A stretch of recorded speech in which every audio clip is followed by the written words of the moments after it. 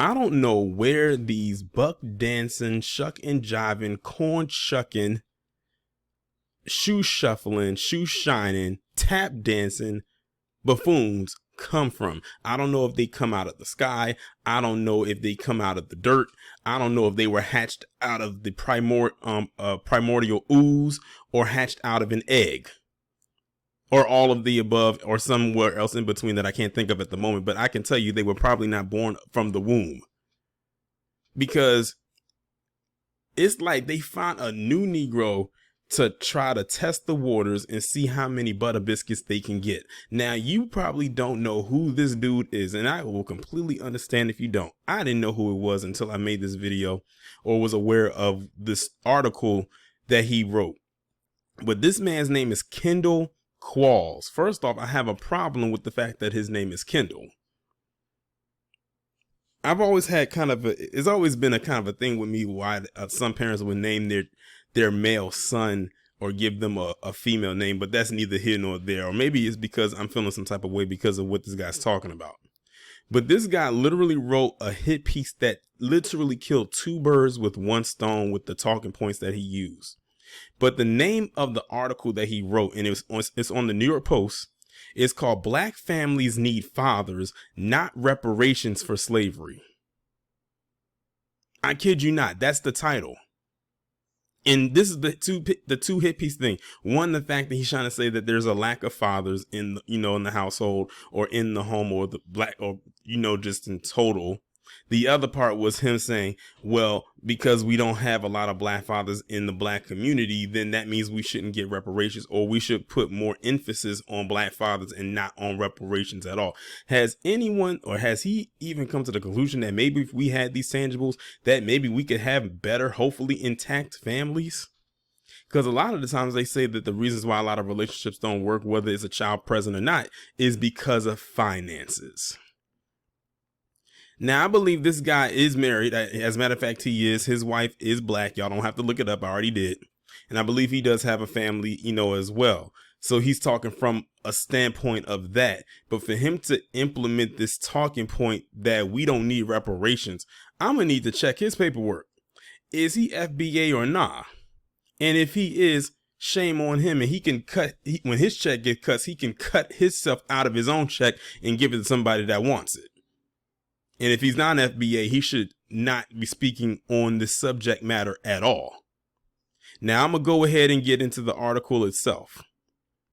Leave it to Elon Musk to tweet a message that perfectly encapsulates the truth about reparations for slavery. At a time when the push for reparations is gaining steam nationwide, Musk's mid-December missive, it is easy to fool people, but it's almost impossible to convince people that they have been fooled, have never felt more relevant. Over the past 50 years, progressives and self-appointed black leaders have fooled many Americans. They fooled them into believing that the economic, health, and educational disparities plaguing our community are the result of racial injustices, white privilege, and systemic racism. Well, it has. This guy is being so listen to what he just said. He is literally being dismissive of what actually has been going on. Has this guy been living under a rock? For this foolish crowd, he's talking about us, the reparations movement, which this week gained traction with the formation of a reparations commission in my hometown of St. Paul, Minnesota, is yet another effort to obscure the real ailments impacting blacks while siphoning off billions of dollars toward themselves and a never-ending class of government-dependent families. Y'all, that was just the first paragraph of many to come. It gets worse from here. Fair warning. Rather than demand reparations, black Americans should seek legal damages from left-wing institutions. And how ironic, when I put his name into the search bar to find a picture, this one came up and it was attached to Fox News. That tells you everything right there. Along with their allies in the media and academia who've helped destroy the black family while producing a culture of pervasive victimhood. Because despite their very real consequences, the biggest cause of black inequality isn't slavery or redlining or Jim Crow. It's our community's dependency on social welfare programs and the fatherless families they continue to subsidize. Established as part of President Johnson's Great Society, these programs paved the way for the dissolution of the traditional black family. This is one big hit piece, y'all.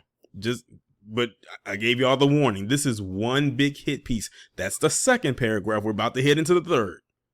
In 1965, the late New York Senator Daniel Patrick Moynihan called the then 24% unmarried birth rate in the black community a crisis. Moynihan wrote at the time that a national effort towards the problems of Negro Americans must be directed towards the question of family structure. The object should be to strengthen the Negro family so as to enable it to raise and support its members as do other families. You see how much they keep a microscope on black people? I mean, we literally been under a microscope for decades, and they still keep us under a microscope to this day. I bet they can't go a week without keeping our names out their mouth.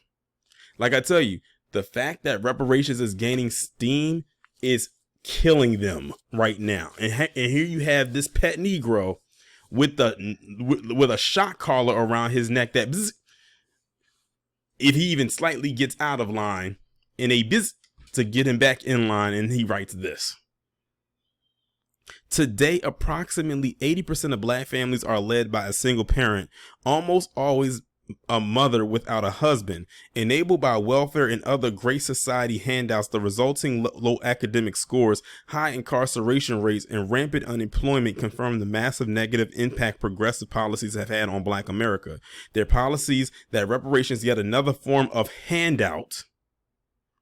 No, it is a debt that is owed. But let's talk about handouts for a second. Let me pause right quick. Who's the biggest benefactor of welfare in America? Who was the first group of people that welfare benefited? Who was it supposed to benefit more and not benefit none? Kendall Qualls, if you lift your hand up and look on the other side of the hand, not the dark side, but the other side, the palm, I'm sure you'll find the answer to that question.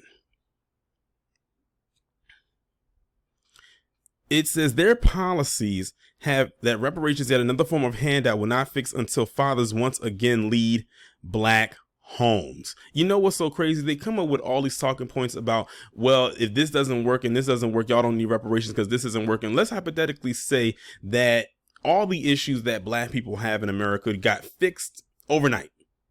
They will still find a way to say, oh, they don't deserve reparations. That's bullshit. It is. They just don't want to pay up. That's all it boils down to. Black people could be squeaky clean, but like I said, we are not perfect. But then again, who is? But black people could be squeaky clean and they'll still find a flaw. They'll still find a wrinkle to criticize and then exaggerate and blow it up into a bigger issue than what it is. Literally taking a paper cut and turning it into a flesh wound. Indeed, we can no longer ignore the results of generations upon generation of fatherless families. It's a reality identified with all too well as the son of a divorced mother who lived in Harlem public housing in the early 1970s. As a child, I knew the taste of powdered eggs and government cheese. I witnessed the inhumane treatment of women and children at the hands of drug addicts, criminals, and gangs. This is a grim reality, one conveniently denied by old school progressive and young liberals intoxicated by the quick fix reparations so easily offer. Reparations for slavery will not undo the damage fatherlessness has wrought. If anything, a conditions-free financial payout will only exacerbate this intraceable crisis. And as Moynihan pointed out decades ago, this is a crisis made worse by a quote-unquote woke. Now listen to how he said it. He used woke in the way that white people use it. This guy is an Oreo. Granted, he may have a black family, because I'm looking at the picture of him and his wife and their kids. It looks like he has 2 daughters and 3 sons. They're all grown, by the way. They're all pretty much grown. One of them looks like she could be a teenager. I'm not entirely sure, but the rest of them look like they're in their 20s.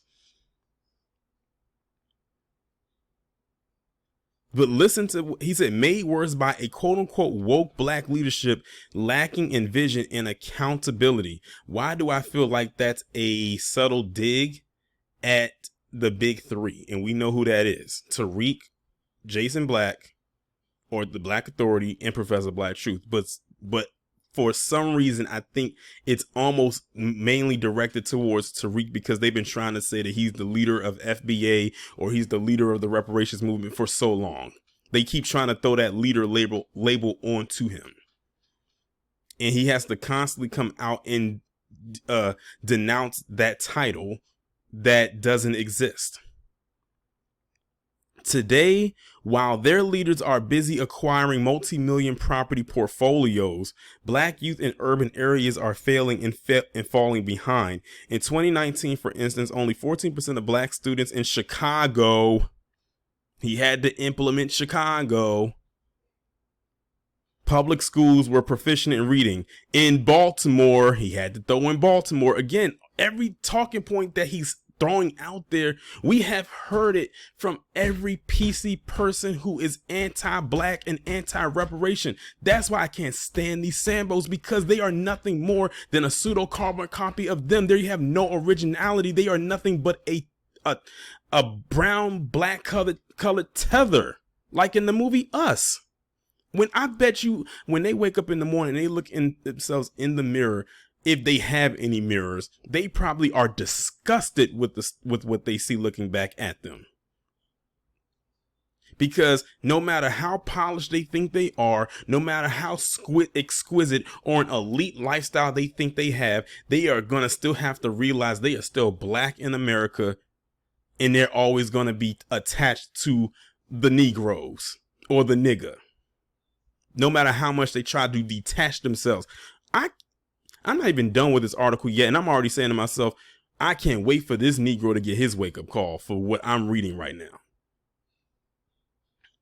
In Baltimore public schools, 37% of black seniors read at grade level. High-performing private and charter schools are a well-known solution to these challenges, but school choice continues to be restricted by, you guessed it, progressive groups and teacher unions. And so school systems propelled by left-leaning policies turn out semi-literate, underemployable, angry young people trapped at the lowest levels of society and unsure whom to blame for putting them there. No wonder reparations sounds so tempting.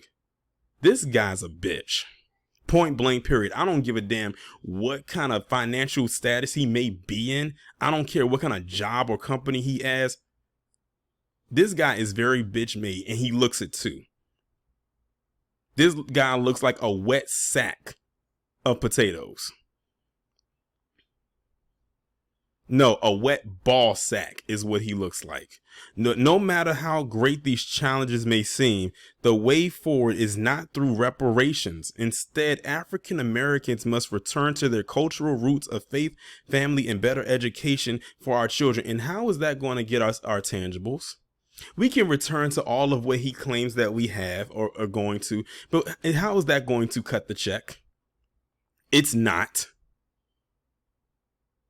And it's crazy. All these talking points this guy has, he would never direct that towards other groups of people that will fall into the same or worse categories than what he has placed us into. This, again, this is a black man that's saying this. This is not another white person. This is not a Hispanic person. This is not a Native American. This is not an Asian. This is another black man saying this out of his mouth. And I bet you, if I never put up a picture of who this guy was, you would swear it was a white guy that was saying it. Because again, the Sambo literally wants to be that. I almost lost my place. Regardless of how neat a bold progressive trying to tie around it, reparations for slavery cannot undo the generational rot caused by decades of handouts and fatherlessness. It will only further tether, how ironic, African Americans to the culture of dependency, and that can and must be dismantled.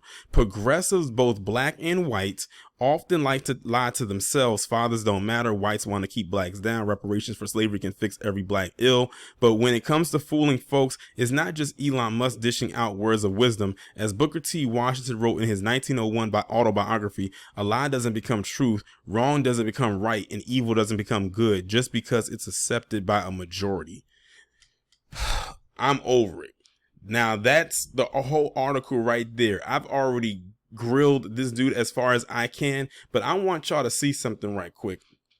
This right here is the comments section. Well, some of them from the article I just read. Now I want you to pay attention to this, and you can pretty much guess just by the names and the stuff that they've said, who they are, demographic, ethnicity wise. And look at what they're saying. This guy says, so glad to see reasoned argument on a subject that is virtually taboo in leftist America. So they've already attached black people to this leftist thing because he kept saying it so many times throughout the article. It's code speak. When they excuse me, when they say leftist or woke, that means black. And he basically did use code speak right there as a black man. So there you go. Universities and politics, the crisis of a peace with wokeism, pronounism, and gender fluidity. It throws out rational fact-based thinking in favor of intellectual infantilism. He said, Pat Monahan, who was generally viewed as a liberal Democrat, made the same argument as the author of this op-ed piece back in the 1960s and was pretty much canceled by the quote-unquote progressives for quite a while as a result. We know who they're talking about. Just say black people. We know you want to say it. Most of you say the N-word behind our back anyway. This person says welfare pays a per child benefit so long as there isn't a man going to work in the household. Leftist policies destroy poor families. If the minimum wage had kept pace with inflation, it would be over $25 at this point. Workfare is needed to restore a nuclear family, make work pay, and point a way out of dependence on the welfare state. And every time they keep saying welfare, they keep linking welfare and our reparations intangibles to each other when it's not the same thing. Because if every group can get welfare, which every group has and still does, especially white people who get the most in bulk of it and commit the most welfare fraud. Talk about that, Kendall. I bet you won't. Then it's not reparations. Let's talk about it. You're going to talk about some of it. You better talk about all of it. What else they talking about in here? There's a great column. The fact that only 20% of black kids live in a home with two parents is appalling. That is one of the reasons that these kids often join gangs. The gang is a substitute for the absent father. Once a young man or woman joins a gang, school suffers, as does the moral code that most people in society live by. This one says, I have held and expressed this belief for years. And I found that some attempt to say that stating that children need fathers is somehow racist and or sexist. Now pay attention to this person, this right here. They said they've held and expressed this belief for years. Held, meaning they've wanted to say it, but they're so glad that a Negro has come out and said it for them. And that's the point I'm making when it comes to this comment section, because I've noticed a common theme is that they are so glad that a black man, their little magical Negro, just came out of the sky like a falling star to say what they've wanted to say for so long. This is why the sambo and the court jester is so dangerous to black people. Because they need him or her or them to speak and be a mouthpiece for them. Like I said, the sambo is nothing more than a shield for them in their talking points. Without the sambo, they really don't have any leadway like that. That's why some of them get so bold and think they can say whatever they want to say to us. But guess what? Not everybody's on that type of time. You will get checked. As we have seen in quite a few videos over the last month or year or so. But they're relegating it only to black families when it comes to the whole single parent and lack of a father and all types of stuff like that. And I said that could be applied to anybody, but they love to link it directly onto black people because that's what the media has put out there for so long. Remember, this is the same establishment that still claims black people are 13% of the population and have been for the last how many, 20, 30, 40, 50 years? I swear the lies they tell to themselves in order for them to sleep good at night. I hope they get a visit from the hag. Sleep paralysis for technical terms. But yeah, it's comments like this one right here. They need that. They need that validation from people like Kendall Qualls in order to say and express something like this. Now check this one out. As a taxpayer for over 35 years, I want my money back for taking care of all the free money from all who have taken advantage of subsidies meant to help when you lost your job and fell on hard times, but use it like it was a career. Melissa, shut up. Talking about you want your money back. Well, how about you go in to knock on Uncle Sam's door and you tell him that you want your money back and see what happens. It's funny because they've been paying taxes and all types of stuff to other things that don't even equal out or come close to whatever, any type of welfare program. That's probably a drop in the bucket compared to everything else. Let's talk about all that money that's going overseas to Ukraine. Yeah, let's talk about it. Some of that's your tax paying money. And I'm willing to bet that's way more than what this Melissa Gilson is talking about. These people are fools. But it's walking pieces of excrement like him that give them validation to say what they're saying in that comment section. I'm not going through all 144 plus comments, and they're still coming in as I was going through. Y'all probably saw the little thing saying two people writing. They needed the validation from him saying and writing this hit piece. Because like I said, this was a two-piece, a double header. He talked about black fathers and he was talking about being, anti-reparations. Why are you talking about reparations? We need to be talking about why there's no fathers in the home. So he's basically saying that because black people or the black community lack fathers, quote unquote, we don't deserve reparations. That's his angle.